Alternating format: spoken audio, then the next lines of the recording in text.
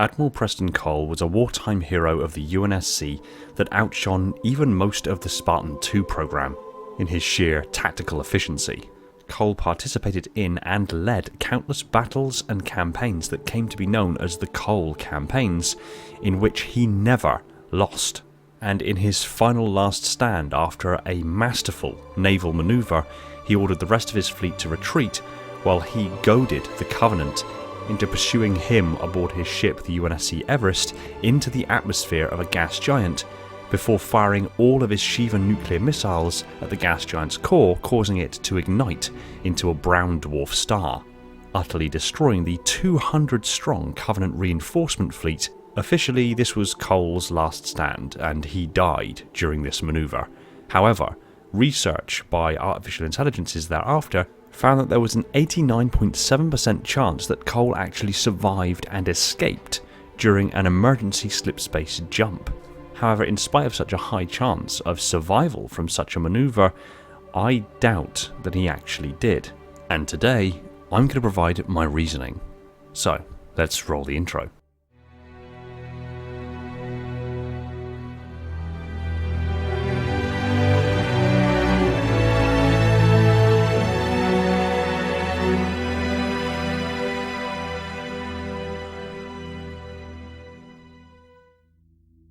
Hey everyone, welcome back to Installation 00, and I have to apologise that recently for some reason the frame rate of a couple of my videos that have been uploaded have been, well, approximately the frame rate of a potato.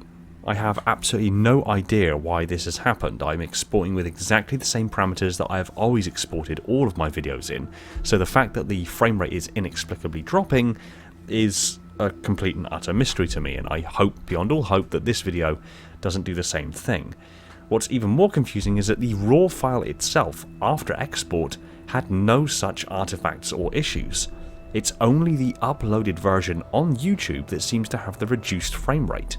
So while at face value this may suggest that it's something to do with the YouTube processing system messing up the frame rate of the video, I still feel duty bound to apologise for this notable drop in quality. It's not the standard that I hold this channel to, and I will be doing my due diligence going forward to make sure this doesn't continue happening.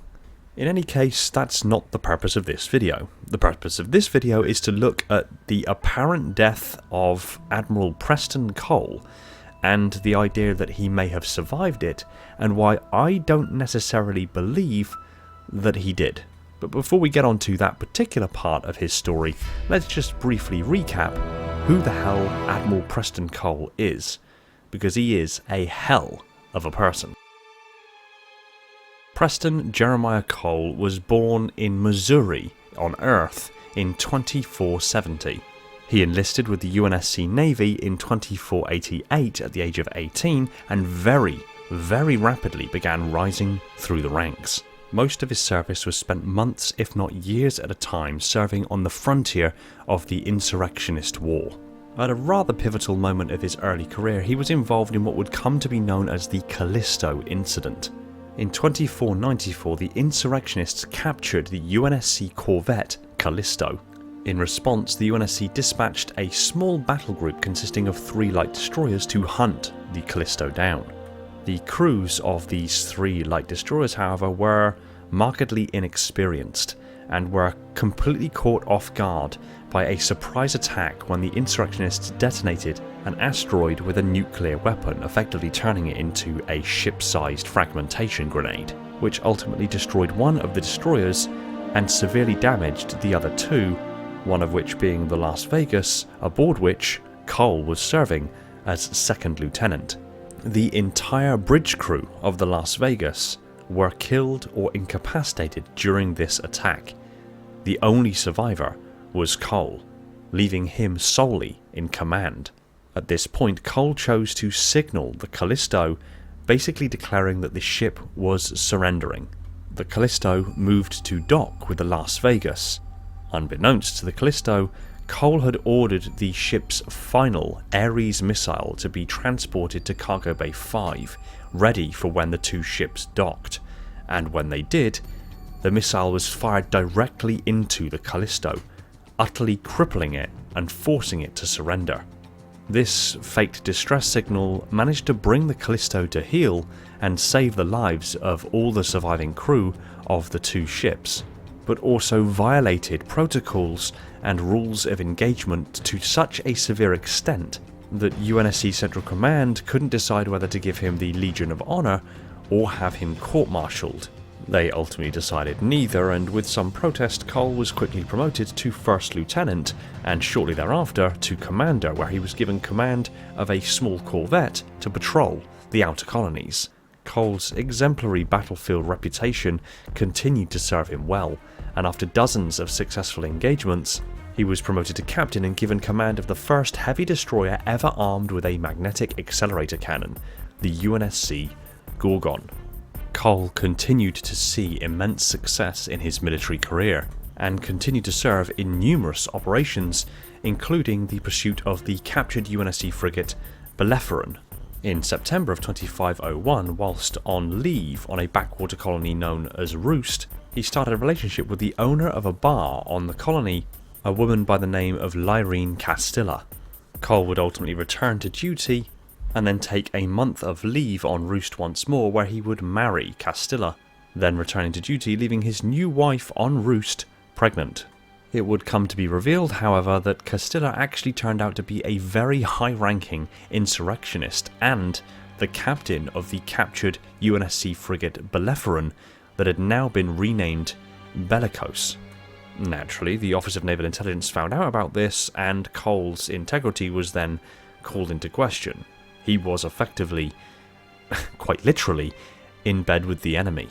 Cole was spared a court-martial thanks mainly to his fame as a war hero and the impeccable efforts of Admiral Michael Stanforth. However, during his interrogation with the Office of Naval Intelligence, it was revealed that the Bellicose was apparently lost with all hands, to which Cole remained stoic, silent, and did not respond.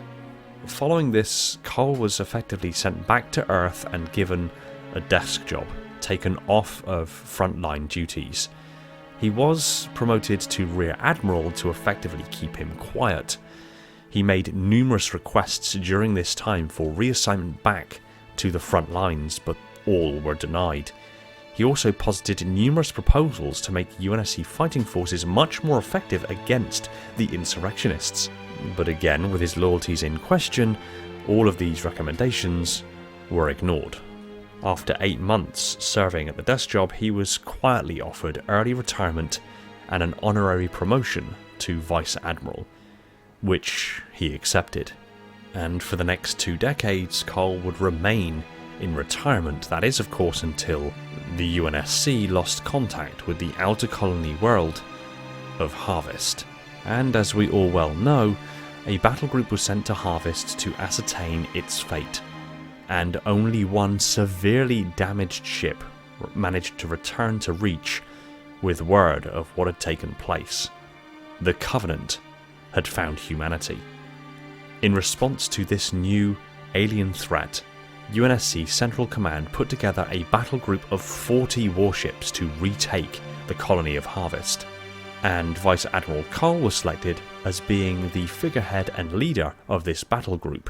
He was brought out of retirement and given command of the battle group and sent on his way. As something of a scapegoat, should the counterattack fail on the Covenant, they could chalk it up to being because of Cole, the fallen hero, so to speak. Cole led the battle group aboard the Valiant-class super heavy cruiser, the UNSC Everest, which would ultimately be the last ship he ever commanded.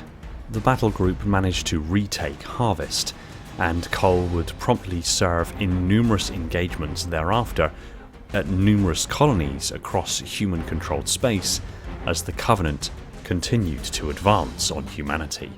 Cole was promoted to Admiral and ultimately given command of the majority of the UNSC fleet, although he would formally continue to serve under the rank of Vice Admiral.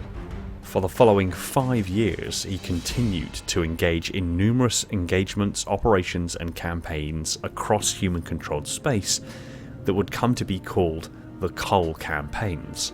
It is during this time that he realised that the Covenant didn't know much about the humanity at large, and thus devised the Cole Protocol, a means of keeping UNSC colonies secret from the Covenant to try to preserve and stave off the impending destruction of colony after colony at the hands of the Covenant.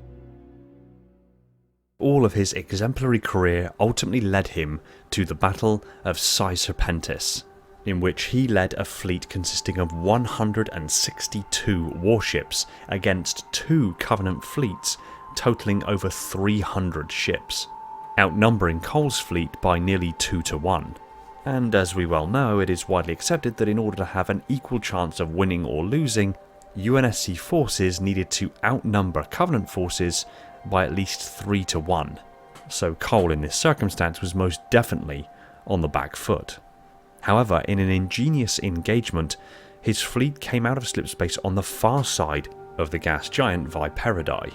The Covenant fleet moved to engage the human fleet, but Cole had the battle group split into 2 and then attack the Covenant from both sides of the planet at the same time. This tricked the Covenant into splitting their own forces into 2 smaller battle groups. At this point, Cole ordered the 2 human battle groups to reunite into a single fleet, and then opened fire on one of the groups of ships. This maneuver saw the decimation of 2/3 of the Covenant ships, prompting the Covenant to regroup and attack Cole's fleet. However, as they moved to attack him, an insurrectionist fleet led by the Bellicose suddenly exited slipspace and charged the Covenant ships. The insurrectionist fleet, seemingly led by his wife, blew through the Covenant ships entirely, and just as quickly as they arrived, jumped to slipspace away from the system. And with only a handful of these Covenant ships left, Cole's fleet then began to retreat. However, as they did, a reinforcing fleet of Covenant ships, numbering 200, then exited slipspace to reinforce the first. Cole ordered the entire rest of the surviving ships of Battle Group India to fall back, leaving his lone ship, the UNSC Everest, to face the enemy alone. Cole ordered the ship to be sped towards Viperidae, where they quickly powered down all non-essential systems of the ship and opened all missile silos, at which point Cole opened a transmission to the Covenant fleet, openly mocking them. The reinforced Covenant fleet ignored the retreating Battle Group India and moved entirely to engage the Everest. Cole ordered the Everest to be plunged into the immense gravitational pull of the gas giant, now utterly unable to get back out. The Covenant fleet attempted to fire on the UNSC Everest, but the magnetosphere of the gas giant provided enough interference to cause their plasma-based weaponry to be utterly ineffective. Cole continued to taunt the Covenant one last time before he ordered every single remaining Shiva-class nuclear warhead to be fired at the core of Viperidae. The combined thermonuclear explosion ignited the core of the gas giant, causing it to immediately undergo fusion, which caused it to explode into a brown dwarf star. Every remaining Covenant ship had been destroyed, and the UNSC Everest, Cole included, was gone. And the official statement was that that was the day that Admiral Preston Cole died. However, in December of 2552, an ONI operative by the codename of Surgeon stated that the AI's Phoenix and Lackluster had analysed all of the footage available from this immense battle of Psi Serpentis and had actually calculated that there was an 89.7% chance that Cole and the Everest survived and escaped in an emergency slipspace jump. It was reasoned that he had consulted Reach's Super AI network to calculate the parameters of such a slipspace jump in identical conditions to those he would ultimately experience at Viperidae, leading inexorably to rumours that perhaps Cole and the UNSC Everest managed to jump away before the gas giant ignited into a star, and that Cole would then ultimately retire on a backwater colony with his wife Lyra, where he would live out the rest of his days as a farmer. And yes, it's very droll, very poetic, but I don't think it's likely. in spite of 2 AIs calculating that there was an 89.7% chance that he somehow survived this, I do not think it is even remotely possible. And there's a few reasons why. Yes, he consulted the Reach's Super AI network to calculate the right parameters, but it isn't a case of just having the right parameters, the right calculations to perform a slip-space jump. You need the right hardware, and it is abundantly clear that UNSC slip-space drives are nowhere near sophisticated enough to perform such a jump. In order for a slip-space jump to be successful, the slip-space engine needs the technical sophistication and above all the rendering resolution to be able to tease out the quantum fluctuations of space-time in order to plot the slip-space rift into slipstream space. UNSC Shor-Fujikawa translate engines do this through sheer brute force, generating a microscopic black hole and then using quantum mechanical fluctuations to capture that rift and expand it and then force the multi-million ton ship through the rift, whilst also simultaneously keeping the exotic laws of physics of slipstream space at bay by generating a quantum fluctuating field around the ship at approximately 4 quadrillion calculations per second in order to prevent the ship from literally falling apart at the atomic scale. And yes, the Shor-Fujikawa translate engine can do this, but it is immensely complicated when such a rift is being performed in the gravity well of a planetary body where space-time is warped around the mass, primarily because space-time doesn't just curve smoothly around mass. It would if the mass was perfectly uniform and matter was perfectly distributed evenly and homogeneously across the entire mass, and there were no external factors acting upon it. But that is just not how mass is distributed in planets, gas giant or otherwise. This means the immense resolution of quantum mechanical fluctuations and the bending of space-time around planets is so fine and so dense that the slipspace engine needs to match that level of resolution, or at least be powerful enough to have the resolution to be able to tease out those quantum fluctuations to plot a smooth transition from normal space into slipspace. This is demonstrated in the book Halo First Strike, where Cortana, upon commandeering the Ascendant Justice, the flagship of the Covenant fleet in orbit around Installation 04, activates its slipspace drive within the atmosphere of the gas giant threshold. And it is in that instant that she realises how much more powerful Covenant slipspace engines are than the UNSC equivalents, referencing that it was like she was blind and that she was seeing space-time for the first time. Put quite simply, UNSC slipspace engines just do not have the technical superiority and the resolution to be able to perform such a slipspace jump.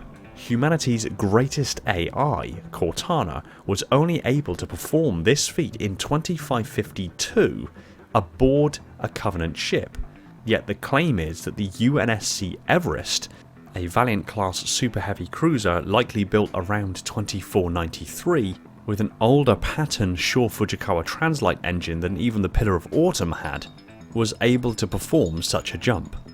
And even if he did, even if somehow they managed to thread the needle and plot just the right course and somehow squeeze that right level of resolution and technical sophistication out of an outdated Shor-Fujikawa translate engine in order to perform such a jump, that would mean then that he would have effectively been deserting the UNSC during wartime, which isn't immensely surprising for him given that his wife is an insurrectionist and he likely wanted to retire and live out the rest of his days with her, but he had an entire ship's crew with him when he did it, along with a 17 million ton, 1.5 kilometre long warship. Where do you hide that thing?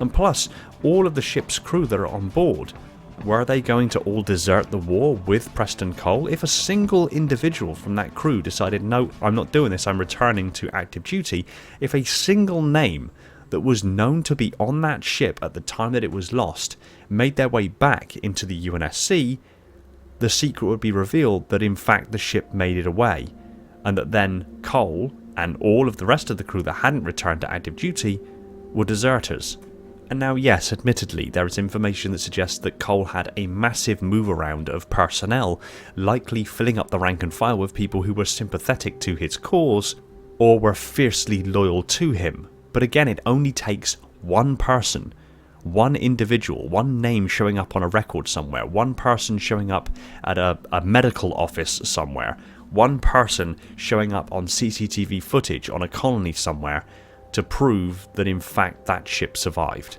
And yet since 2543 all the way up to the in-universe date at the moment in 2560, not once has any individual or any ounce of information been brought forward to suggest that in fact he did survive, aside from the original investigations made by those two AIs witnessing the footage from the battle. So yes, it's a lovely idea that he managed to make it away and that he spent the rest of his days as a farmer with his wife. But I think the reality is, he, the crew, and the UNSC Everest itself either died when the gas giant ignited into a brown dwarf star, or died when they attempted a slipspace jump and it ultimately failed, turning them to a stream of atomized particles travelling through slipstream space. A more sombre, but ultimately more realistic conclusion. I'd love to hear your thoughts, and until next time. Thanks for watching. If you enjoyed the video, consider hitting the subscribe button and ring the bell so you don't miss out on future videos. Be sure to like the video if you did, and pop a comment below on what you'd like me to cover next. I just want to take a moment to thank my patrons, Spartan10148, the Metarch of my facility, Falcon, Sophia, Mikhail, Ashley, Jordan and Esoteric Sight, my dutiful monitors, Darian, Legions Lost, Labrat, Spartan0137, Jacob Kemp, Sean, Element Zero, J3, Mr. Keys, Gunslinger, Evermore, Personal Devil, Aldeas, Toxic, Scion Esports, Gem, Saber and Relentless, my diligent sub-monitors, my fleet of Strato Sentinels, my loyal enforcers, and all other patrons who continue to support the channel. If you want your name on the end of the video and some perks earned along the way, head over to Patreon and consider supporting the channel yourself. Big shout out to my Tier 0 Transcendent YouTube members, Spartan137, Jacob Kemp, Talia, Fenrir, Bornstella, Jimbo and Balaz, and all the other YouTube members keeping my installation running on that glorious vacuum energy, with a special mention to the Accursed Hunter. Shout out to John due to the mathematical formula used to determine the area within a pentadodecahedron. Oh, and Lena because that sandwich. And remember, there are tons of ways to support the channel and keep my installation pumping out content at a breakneck speed. Much love to you all, take it easy everyone, and find peace in the domain.